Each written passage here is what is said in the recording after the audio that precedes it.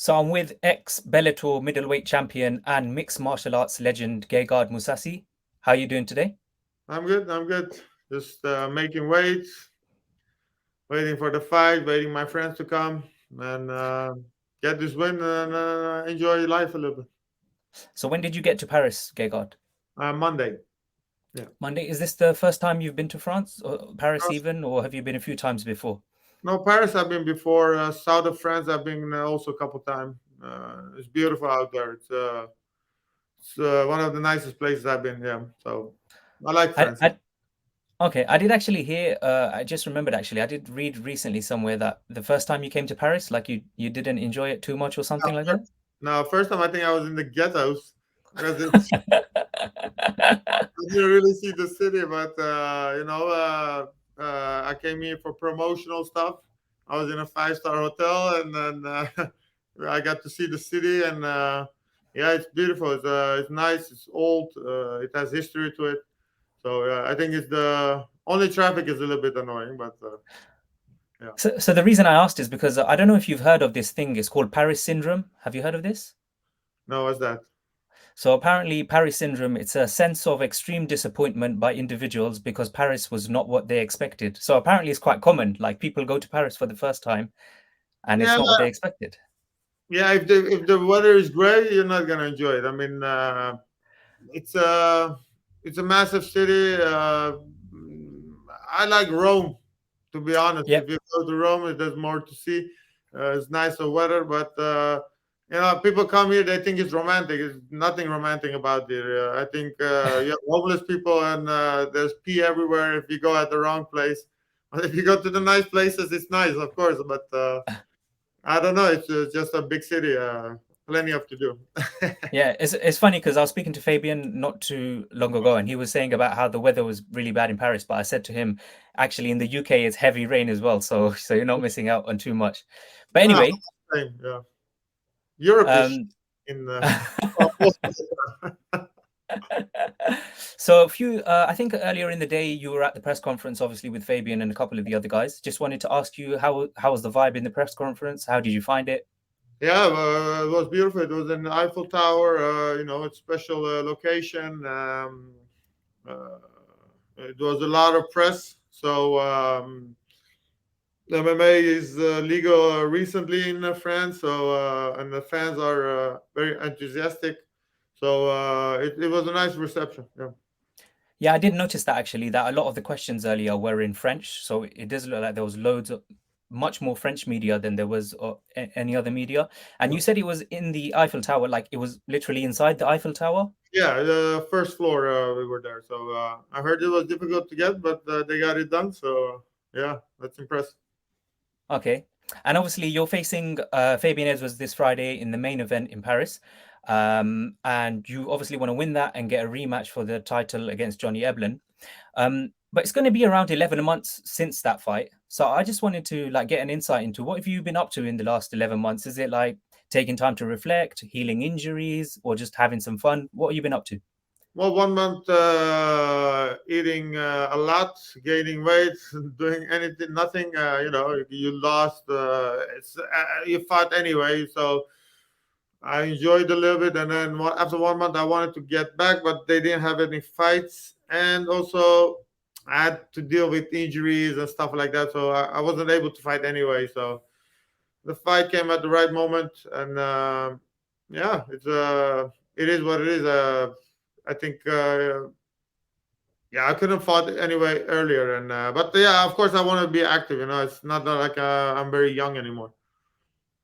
And just with regards to that previous performance against Johnny Eblen, Gegard, what do you think went wrong in that fight? Like, for example, was it perhaps you didn't have the right game plan, or perhaps his game plan was better than yours, or he was just better than what you expected? What do you think it was? I think he came in more prepared. Yet I think he had a good game plan. He came in southpaw. He moved a lot. He mixed it up well. He caught me in the first round. He knocked me down, and then also after that, I saw him dizzy, not clearly. And then after the first round, he already won the fight. I mean, I wasn't really in the fight, but he did an excellent job. I think he's one of the best middleweights. And obviously, I know you're only looking forward to Fabian on Friday, but let's say you won that fight. Yeah. What do you think you would change in the rematch? Obviously, you don't want to give away your whole game plan, but I'm sure you've spent a lot of Just time thinking about it. yeah, just come in better prepared, better shape, cut less weight, and just fight him from the first go. Just make it the real fight. Make it dog. How do you say that? Dog fight. Just make it a fight and fight him.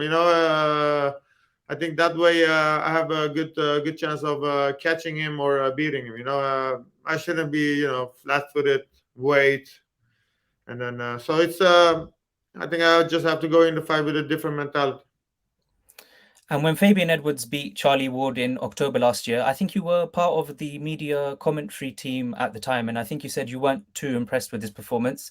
But after that fight, did you kind of already know in your head that he's going to be next? And because of that, were you able to prepare a bit early? I know you said you had some injuries, but even then, mentally and in the gym, were you able to prepare a little bit in advance? Yeah, I think we knew we would fight him at that moment.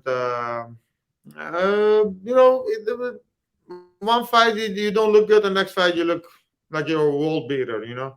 At that moment, yeah, I wasn't very impressed about that fight, but Ward is a big, strong guy, so he did what he had to do to win. But every fight is different. But I wasn't really impressed about. If I saw that fight, I was like, okay, you know, stand up wasn't that, ground he wasn't. I don't think he's a very great fighter to be honest. But it's a fight; anything can happen. So. So that does actually lead me into what I was going to ask you next, because you face some huge names in your career. Like, you're a legend yourself, but you've also faced guys like Machida, Rory McDonald, Weidman, Vitor, Dan Henderson. The list goes on and on and on. So on paper, Fabian is obviously not got the name that these guys has got yet. But are you still preparing for him and taking him as seriously as you would do with, like you would have done with those guys? Yeah, I have to because he's younger than me. Mm, he's been more active. He's hungry. Yeah, he feels he has something to prove. And then every fight is different. I had fights, a lot of fights against big names. I won early, and then some guy that's less known. I had to go 5 rounds, 3 rounds, more difficult fights. So at the end of the day, a fight is a fight. You know it once you go into the fight and see what the result is. And so I take it very serious. And after the loss, I took serious the training a lot more serious. I cut better. My weight is a lot lower than last time. So yeah, I take him very serious. And in terms of his skill set and this matchup itself, are there any challenges where you think he can give you? And if so, where do you think, in which areas that would be? Yeah, every fighter at this level has his speciality. He's dangerous. He's a southpaw. If he catches you, he can hurt you. He has his weapons. Everyone at a certain level, is dangerous. Otherwise, you wouldn't come this far. So yeah, but nothing. I haven't seen nothing that I don't think I can handle. Just wanted to go back to earlier in the day earlier. I thought it was quite funny when Fabian's coach, Dave Lovell, stood up and asked if you're going to gracefully retire. And I thought it was a very classy response from yourself. Wanted to pick up on something that you mentioned. You said that even if you lose, that you might have one more win. And I'm just curious, is that one more win because you want to make that a nice 5-0-50 to end on? Now, my plan is just to fight this year 2 times, and the plan is to win the belt. So beat Fabian, beat Johnny Eblen, and then that's my whole focus at this moment. And then anyway, I'm gonna fight 2 times. If I lose, I don't want to retire like that. So probably there's one more in it, and then God knows. It all depends. How I feel, how the fights go. I don't know what tomorrow is gonna happen. So my plan is just this year, and yeah. So you've mentioned you've been dieting a lot better this time. You've been training a lot better in camp this time. So for those watching on Friday evening or night or whatever time they're watching, what kind of performance can we expect from you, Gegard Mousasi? Well, I think stand-up guy fighting a stand-up guy, and he's not a guy he's a counter fighter. So, and I just want to bring the fight to him. So I hope that that's gonna make an exciting fight because if I leave it up to him, it's gonna be like running away and doing stupid shit. And if you don't mind, Gegard, I'm just going to ask you a few random questions just to Yeah, end the interview with. I really appreciate your time. problem, So yeah. there's many people at the moment in the world who would say that. Sorry, let me say that again. There are many people right now who would say that Johnny Eblen is the best middleweight in the world. Would you agree with that? It could definitely be. I think I think Bellator has now one of the best fighters, especially the champions. I mean, they could easily fight the UFC champions and beat them. Only it's the problem is, yeah, people. You saw when Strikeforce fighters went to UFC, they also won. And I think just people don't know the fighters. They think because it's UFC, they have the better fighters. It's not like that. So you could probably say he's the best now. Yeah, 100%. So if you could say true or false to this next question. So the UFC middleweight division is not as good as it was when you were in the UFC middleweight division. So the guys in the top 15 when you were there and the guys in the top 15 now. I think Whitaker and Israel Adesanya, those are really good fighters. But I think when I was fighting, I think you had Luke Rockhold, Chris Weidman, Jack Ray, Bisping. yeah, Bisping. You had a lot more, also more recognizable names. Yep. It's different time, but Whitaker was also back then there. So I think maybe more well-known fighters. I know the middle is now it's a little bit, but it's go up and down. Sometimes the light heavyweight division is also not that great in UFC, but I think Bellator has a lot better light heavyweight division, so it moves a lot. Yeah. And apologies in advance. I know you're cutting weight, but you come from an Iranian/Armenian background. So what's like your favorite food from those cultures? Persian food is the best. I think a lot of people uh, they can cook. I think it's the Persian food. If I eat go to restaurant, I eat kebab. But I mean, my mother make only Persian food, and I think it's the best. So I'm lucky to live like in and around London, and we have like many different cuisines. So there's also loads of Persian food, Iranian food, and food from that area.